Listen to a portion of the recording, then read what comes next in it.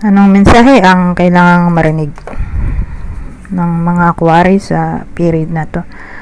Pwedeng nangyayari na itong magiging reading natin o mangyayari pa lang. Kung hindi man para sa inyo itong magiging reading natin, edi baka para sa someone na malapit sa inyo o sa someone na kakilala nyo mismo. Baka may lumabas na gender, mamaya gawin nyo na lang energy, masculine at feminine energy. Pwede rin naman na wag nyo nang pansinin ang gender. Hindi ko masasabi kung anong magiging reading, kung positive ba o negative. Depende sa kung anong mapipick up kong energy. Walang masama kung papanoorin ang sun, moon at rising sign, kasi baka alin man sa mga yan ay mag-resonate na sa sitwasyon nyo. Dalawang spread ang kukunin ko. So, dito sa first spread, basahin muna natin bago tayo mag-proceed sa second spread. Sabi, Divine Feminine, Yin, Feminine Energy, Rejection, Abandoned, Dismissed, Irrational Fear, Breaking Point, Limit, Final Straw, Overwhelmed. Ang pangalawang spread, Heart Fog, Mixed Signals, Blocked Emotions, Messed up. Second chance, reconciliation, making amends, opportunity. At ang uli, bluff, pretending, mask, exaggeration.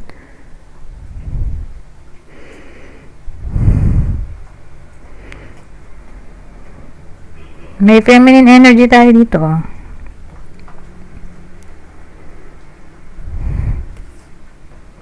Ito. Ano to? Abandon, dismissed, irrational fear.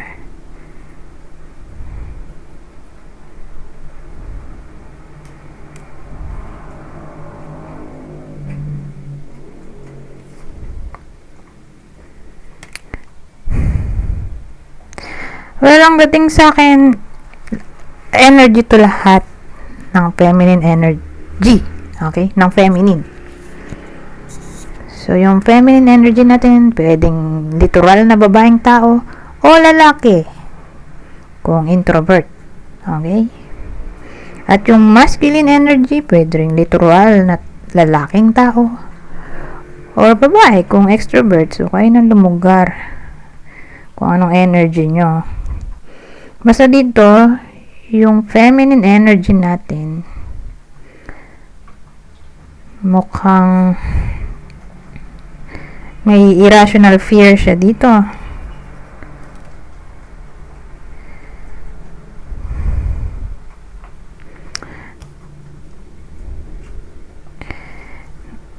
So, pag ganoon,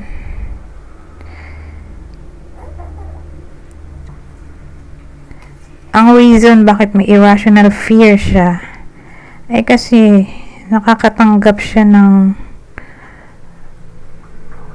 mixed signals mula sa masculine energy.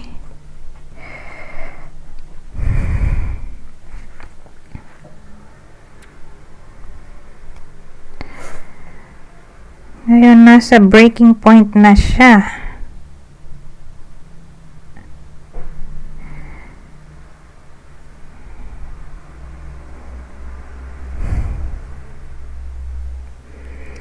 Kasi ang dating, yung irrational fear niya dito ay maaaring nanggaling din dito sa bluff, pretending, mask, exaggeration. So, malamang-lamang nakaranas siya ng lying kay masculine energy o feeling niya nagsisinungaling sa kanya si masculine energy kasi nga nakakaranas siya dito ng mixed signals mula kay masculine energy. So, pag ganang mixed signals, hindi niya alam kung anong tunay na pakay ni masculine energy sa kanya. So, ito, hindi to literal na second chance, reconciliation, making amends. Ang kinuha kong term ay opportunity. Feeling niya yung opportunity dito ay nanggaling dito.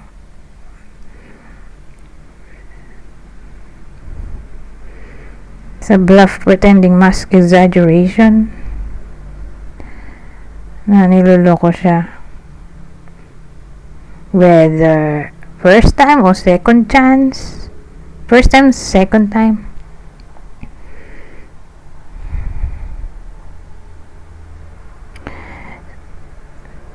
So, ganun, parang feeling niya niloloko siya. Nasa breaking point na siya na parang gusto niya ng layuan yung masculine energy.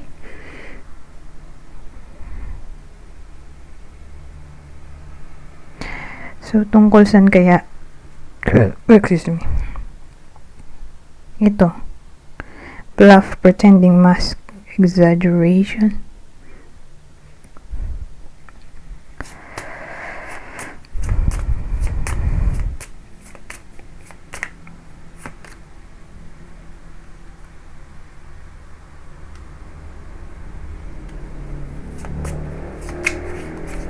Kasi again, may lying dito eh. Yung opportunity ng lying ay posible. Whether first time o second time, basta ang dating sa akin, feeling ni Divine Masculine ay niloloko siya.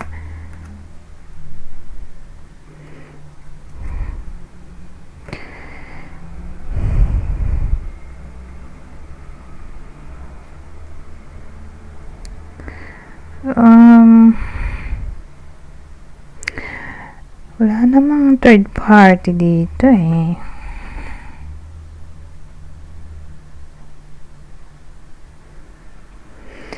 Pero hindi na to first time. Mukhang ilang beses nang pinag-awayan. More like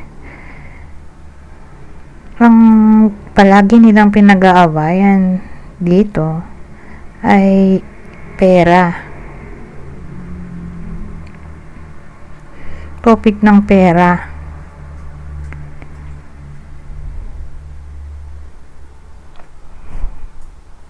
Ganun eh. Whether business to, salary, investment,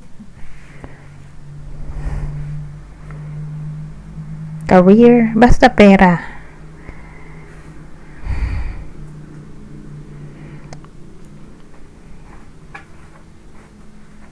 Or kung di man pera, bisyo. So, anong klaseng bisyo? Lasinggero.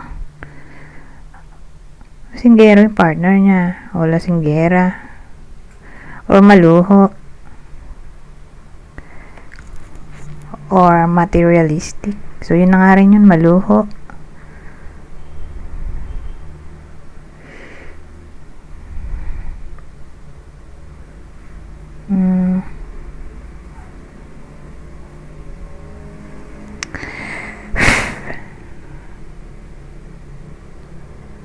Or kung di man ganun, kasi syempre case to case basis, diba? General reading to. May someone na feeling niya walang care sa kanya yung partner niya, hindi siya pinapansin, walang pakialam, o nine-neglect siya, or yung pangangailangan niya. Ang tinutukoy ko ay ni Divine Masculine. Masyadong cold yung partner niya na parang walang care, walang love. Na pinagawain na nila to dati, na bakit siya ganun.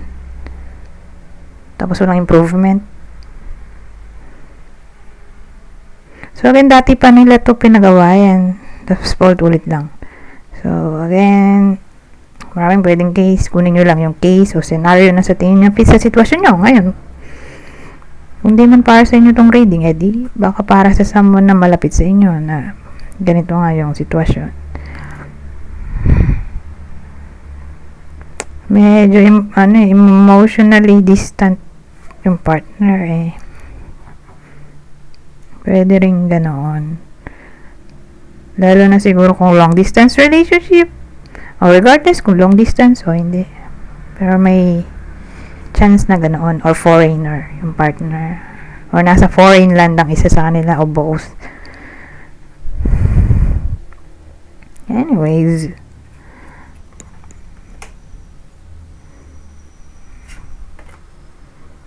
Na tayo sa susunod. Teka, ilalayo ko pala yung nagamit ko na. Kasi baka umulit pa. May iba pang senaryo. Kaya, i-arrange na natin to.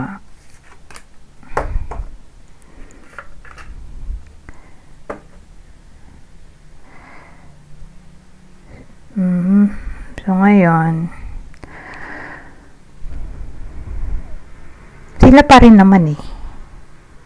Pero lagi silang nag-aaway. Wala naman sinabing separated na sila. Or siguro, sila, pero hindi sila masyado nag-uusap. Pwede rin ganoon. Or mag-aaway sila ngayon.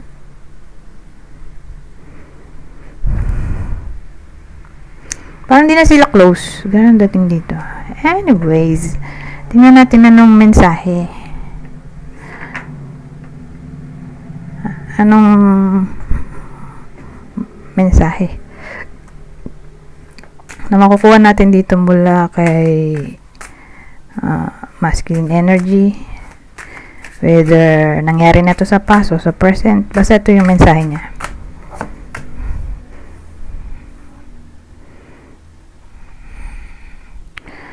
I smile on the inside. Outside pala. I smile on the outside, but I am dying on the inside. So, nagpapanggap lang siyang masaya in short. Pero deep inside, feeling niya mamatay na siya. Dying on the inside eh.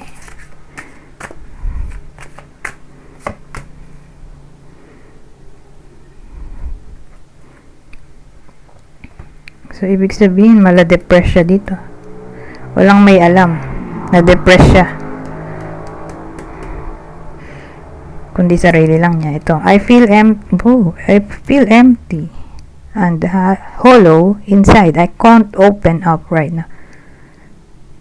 Pag ganito kasi, I feel empty and hollow inside. Yan yung feeling na worthless. Feeling mo worthless. So, depressed nga siya. So, pag ganun yung feeling, di wala siya sa mood makipag-usap. Kaya sabi dito, I can't open up right now.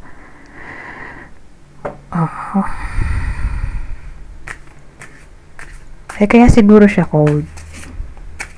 Then, baka may pinagdaraanan siyang problema. Or siguro, ganito yung feeling niya. Ngayon na hindi nag-uusap. Kasi parang mag-away sila eh. Hindi naman sila separated eh. Pwedeng di lang sila nag-uusap sa ngayon or di sila madalas mag-usap or di sila nagpapansinan pero sila pa rin. Ganon. Whether nag-aaway sila ngayon or sila pa rin pero di sila nagpapansinan.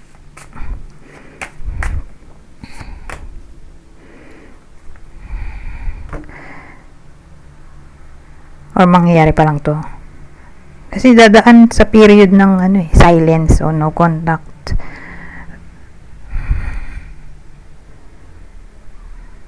Kasi nga, pwedeng mag-away sila or sila pa rin pero hindi nagpapansinan. Anyways, ito na. Dito na tayo sa huli. I knew I was losing you. But I didn't do anything to fight for you. Alam niya sa sarili niya na parang lumalayo na yung loob ni Divine Feminine sa kanya. Pero wala siyang ginagawang action para i-win back ang trust ni Divine Feminine. Kaya ang dating dito, na parang hinahayaan na lang niyang mawala or kusang mawala yung si Divine Feminine kasi wala siyang ginagawang action. Oh, I didn't do anything to fight for you. Para ipaglaban si Divine Feminine. Diba? Yung relasyon nila. Wala siyang ginagawang action.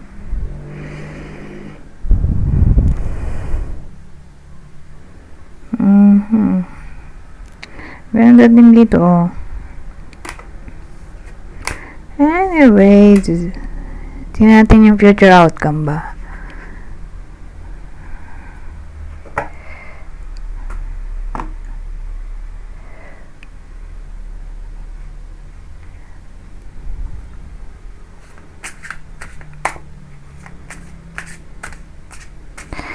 So again, ulitin ko itong tatlong cards na to, pwedeng ito yung feeling niya, whether mag-lead sa away or snaban. Sila pa rin pero nag-isnaban sila. Ganun yung feeling niya.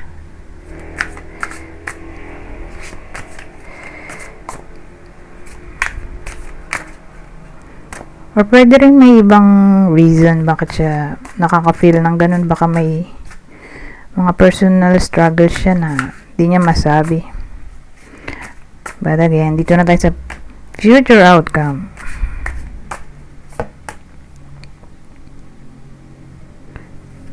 Ayun, tumalsik.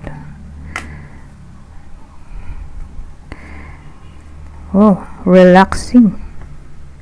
Yung dulo. Pero namamawis yung kamay ko. Mainit kasi dito.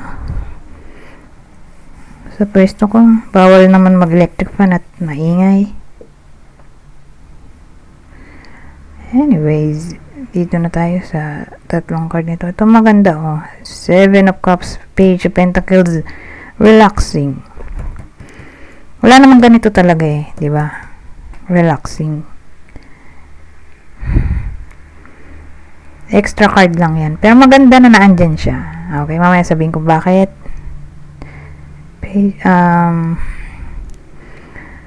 Teka, tanggalin ko lang itong mga nagamit kong deck kasi masikip. Mga pag-isip pag masikip. So, dahil nandito yung Seven of Cups. So, ang dating sa akin,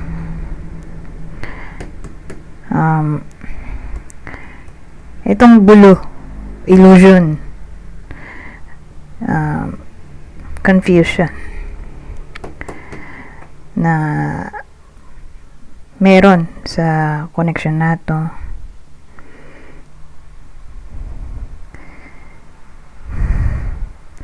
Since nandito to, itong Page of Pentacles,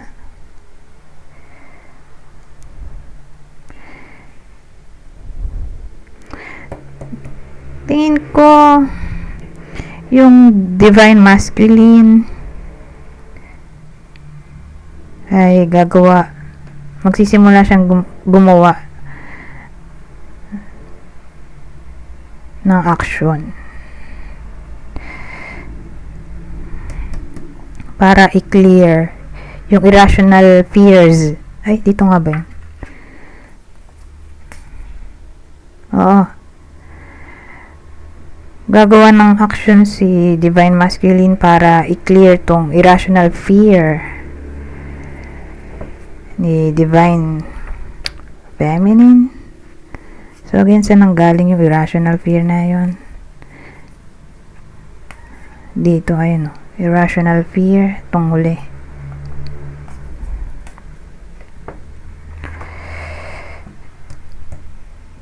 Try niya ayusin.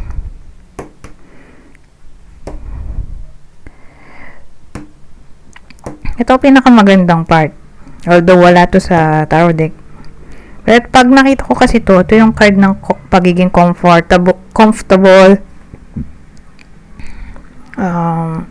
Nagre-relax ka na lang kasi.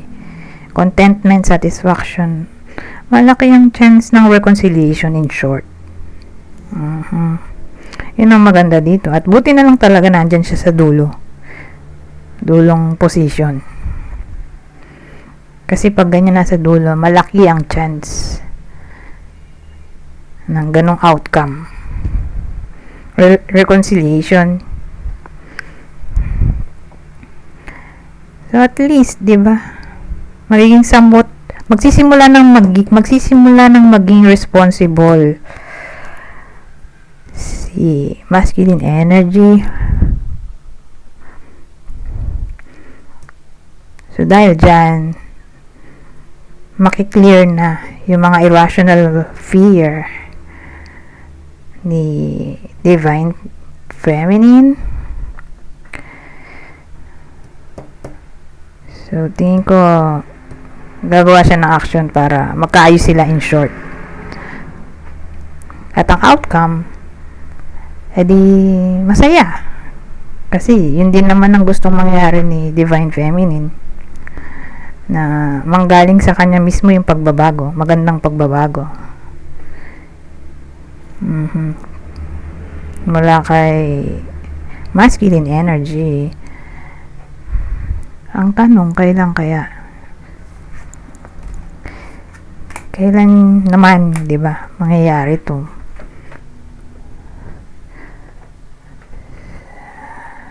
Saan yung time card ko dito? Eto, maglalagay tayo ng time frame. Kung kailan siya magsisimulang umaksyon para sa pagbabago or para magkaayos sila ni divine feminine. So kung dito ngayong month din, di eto nga, maglalagay tayo ng tatlong time frame. Time is still unknown. Hindi para masabi kung kailan. Unknown eh. Ito, distract yourself from the waiting game. Pag ganyan yung scenario, ibig sabihin, wag masyadong maging obsessed sa topic ng time frame.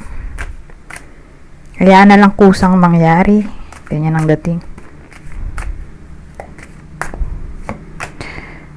Next month. Ito maganda. May ano na tayo. Specific time frame.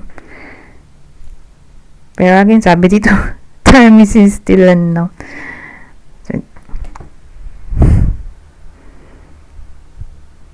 Kasi kung mismo ngayong month, lalabas din dyan eh.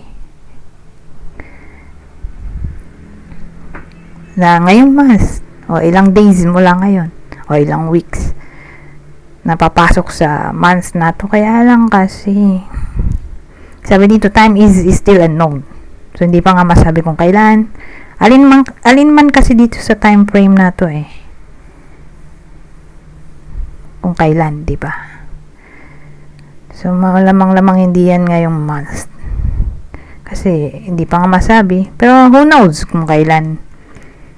Basta ang importante ay mangyayari. Yun nga lang, di pa masabi kung kailan. Kahit dito sabi, distract yourself from the waiting game. So, pag ganyan, wag masyadong maging obsessed sa time frame. Or else, baka hindi pa mangyari. Kasi nga, pag ganun na-obsess ka, may tendency na maging pessimistic o negative thought pa.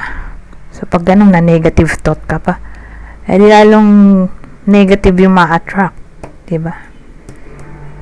Kaya, i-distract daw ang sarili para wag ma-obsess sa time frame para hindi siya maghintay. Tapos magalit siya sa bandang huli kasi nga parang masa siya sa wala. Kaya maganda nga kung hayaan na lang kusang mangyari. Ngayon yung ibang case baka sa susunod na buwan, September. So alin man dyan sa time frame na yan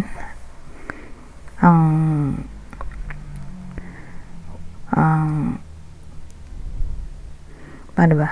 Alin man dito yung possible time frame kung kailan ma-manifest yung reconciliation or pagsimula ng pagbabago sa part ng lalaki or masculine energy.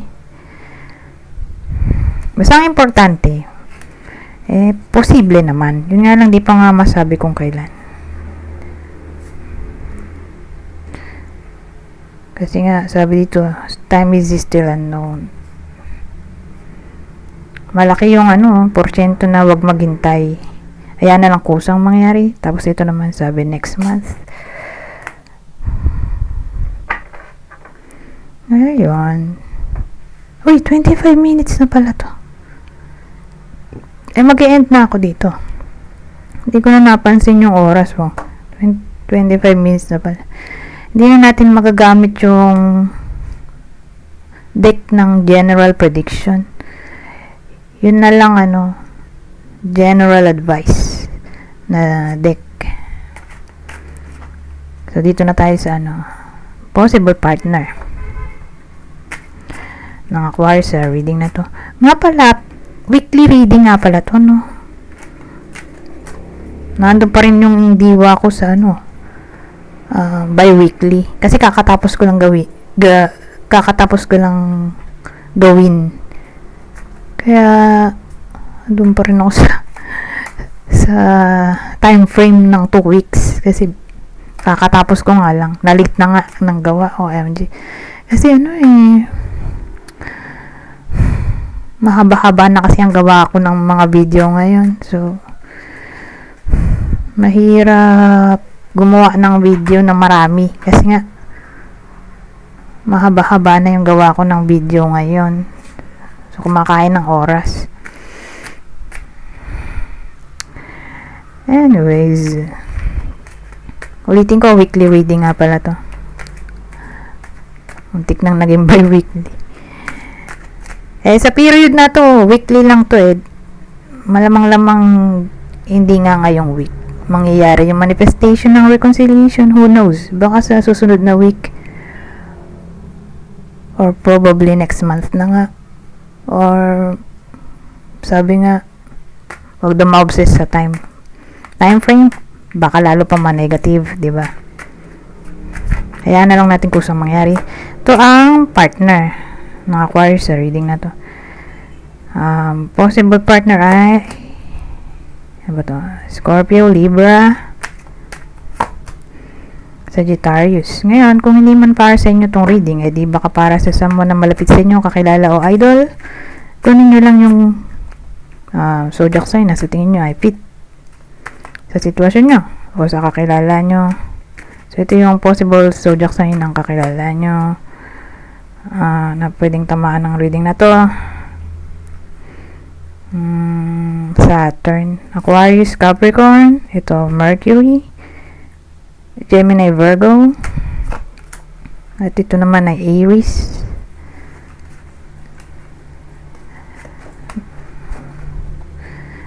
Lagay ko pa ba yung general advice? Kasi may pa tayo. Isa pang clue. Anyways, kung di man tumama sa inyo tong clue natin, di baka tumama sa person yung kakilala o idol. Kunin nyo lang yung clue na sa tingin nyo ay fit sa sitwasyon nyo o sa kakilala nyo. So, may someone na may green eyes. Pwede foreigner to. O kundi yan inborn, na ganyan ang mata. Kasi may iba naman na tawag dito, may magulang na ibang lahi. So, kundi nga inborn yan, di baka contact lens. Ngayon, kung di pa rin contact lens, baka foreigner. May someone na straight ang buhok, red attire. So, dito nun, may someone na mahilig sa red na damit.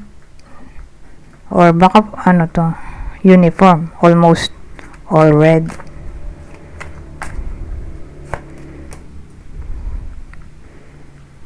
Ngayon, dito naman may someone na mahaba ang buhok. Long hair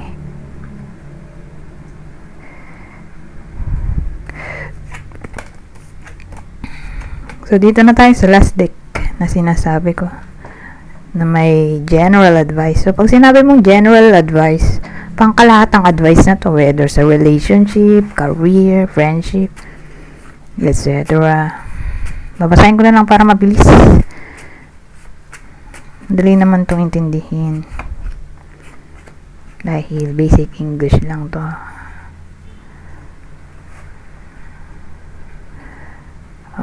So, sabi dyan, if you love someone, you will be loyal to him no matter what the cost. Corinthians, Bible yata yan eh, no? Tingin ko sa Bible yan. Galing. Anyways, hanggang dito na lang. Goodbye for now.